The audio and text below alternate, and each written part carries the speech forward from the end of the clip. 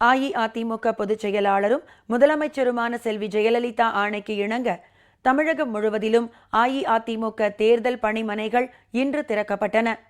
234 தொகுதிகளிலும் முதலமைச்சரின் சாதனைகளை பட்டியலிட்டு கழக வேட்பாளர்கள், தொண்டர்கள் தேர்தல் பிரச்சாரம் தொடங்கினர். அஇஅதிமுக பொதுச் செயலாளரும் முதலமைச்சருமான செல்வி ஜெயலலிதா ஆணைக்கு இணங்க தமிழகத்தின் 234 சட்டமன்ற பேரவை தொகுதிகளிலும் கழக தேர்தல் பணிமனைகள் இன்று திறக்கப்பட்டன. இதனைத் தொடர்ந்து முதலமைச்சர் செல்வி ஜெயலலிதாவின் சாதனை திட்டங்களை பொதுமக்களிடம் எடுத்துரைத்து கழக வேட்பாளர்கள், நிர்வாகிகள் மற்றும் தொண்டர்கள் தேர்தல் பிரச்சாரத்தை தொடங்கியுள்ளனர். சென்னை அண்ணா நகர் தொகுதிக்கு உட்பட்ட யூ பிளாக் 7வது தெருவில் கழக தேர்தல் பணிமனையை இத்தொகுதியின் அஇஅதிமுக வேட்பாளரும் கழக மகளிரணி செயலாளருமான அமைச்சர் திருமதி எஸ். கோகுல இந்திரா திறந்து வைத்தார்.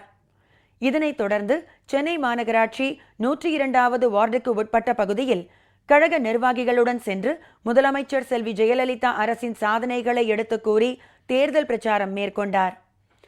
இதேபோல் பொள்ளாச்சி சட்டமன்ற தொகுதிக்கு உட்பட்ட காந்தி சிலை அருகில் கழக தேர்தல் அலுவலகத்தை துணை சபாநாயகர் திரு பொள்ளாச்சி வ. ஜெயராமன் திறந்து வைத்தார். பின்னர் எம்ஜிஆர் திருவுருவச் சிலைக்கு மாலை அணிவித்து காட்டாம்பட்டி பகுதியில் பொதுமக்களிடம் வாக்கு சேகரித்தார்.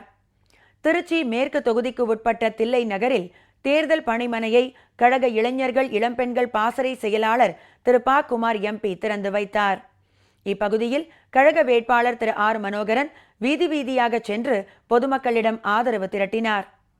மதுரை மாவட்டத்தில் உள்ள 10 சட்டமன்ற தொகுதிகளுக்கான அஇஅதிமுக வேட்பாளர்கள் இன்று பிரச்சாரம் தொடங்கினர். திருமங்கலம் தொகுதி வேட்பாளர் திரு ஆர். பி. உதயகுமார் கழக தேர்தல் பணிமனையை திறந்து வைத்த பின்னர் கழக நிர்வாகிகள் மற்றும் தொண்டர்களுடன் சென்று பிரச்சாரம் மேற்கொண்டார். சென்னை கோடம்பாக்கம் சுப்பராய நகரில் தியாகராய நகர் சட்டமன்ற தொகுதி கழக பணிமனையை கழக வேட்பாளரும் தென்சென்னை வடக்கு மாவட்ட கழக செயலாளருமான திரு சத்யா நாராயணா என்கிற சத்யா திறந்து வைத்தார். ஏராளமான கழக நிர்வாகிகள் கலந்து கொண்டனர்.